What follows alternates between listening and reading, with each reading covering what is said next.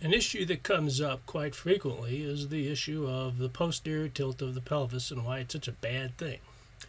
Well, what I'd like to do is point right up to here. You can see this gap between the sacrum and the L-5 vertebrae and the disc.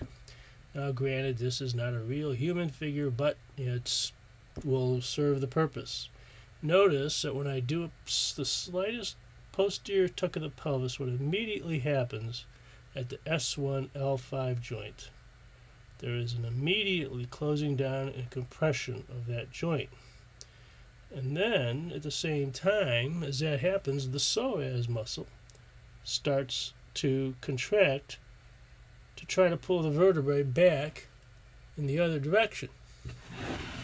So, the pelvis is tilting this way, closing the gap in here, and then the psoas muscle starts to contract to try to pull the spine back the other direction. All the force transfers right down through here into that joint, and that's the start of what happens to compress and deteriorate the L5 S1 joint.